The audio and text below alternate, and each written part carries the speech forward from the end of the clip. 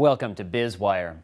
We lead off today with the job market, where, according to surveys by HSBC and Market Economics, services employment has climbed for 4 straight years, while official data show manufacturing jobs shrinking for the past 8 months. Well, creating more service jobs will be key to limiting unemployment and meeting the Communist Party's goal of an economy driven more by consumer demand and less by exports and fixed asset investment.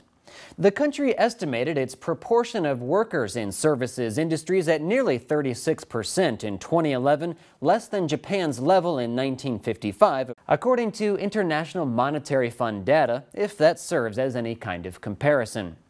Joy Yang, chief Greater China economist at Mirae Asset Financial Group in Hong Kong, who formerly worked for the IMF, said authorities should take measures including liberalizing the financial sector and tackling monopolies in some key industries such as telecom to boost service job creation and consumption. Yang said the process would be long but should help economic rebalancing. Now, services had the biggest share of China's employment in 2011 for the first time, with a slightly larger percentage than agriculture and manufacturing, according to the most recent Labor Ministry data. The gains have helped the Communist Party maintain social stability by keeping a lid on unemployment, estimated last July at more than 8% in urban areas. Xu Gao, chief economist at Everbright Securities in Beijing, who previously worked for the World Bank, said that the robust services job growth is helping to create a resilient job market. At the same time, though, Xu said prospects aren't as bright for the future because of slowing economic expansion.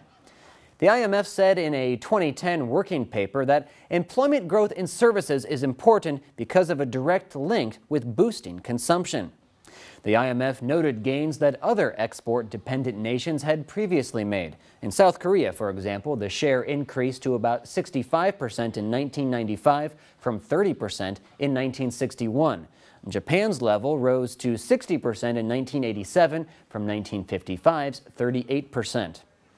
Mark Williams, an economist at Capital Economics in London, who previously advised the UK Treasury on China, said the typical country at China's income level has close to half of its workers in services. Williams said that the government's plan to reorient the economy towards consumer spending depend on generating more jobs and greater labor demand so that wages continue to rise rapidly. Williams reiterated that the best hope for job creation is for rapid growth in the service sector. Now, Chinese stocks have rebounded over the past 3 months on brightening optimism for the economy following a 7-quarter slowdown in growth. The benchmark Shanghai Composite Index has increased 24% from December 3rd through yesterday in an encouraging sign for future growth. According to a purchasing managers survey released by HSBC and Market in January, services employment rose by the most in more than 2 years in December. And a government measure also showed a pickup in services jobs as factory employment remained weak. Zhang Jiwei, chief China economist at Nomura in Hong Kong, said it would be good for the government to loosen controls on services industries and allow more private investment there to generate more high-paid jobs. The State Council's 5-year plan through 2015 for services does call for easing barriers to entry in industries such as railways and telecommunications.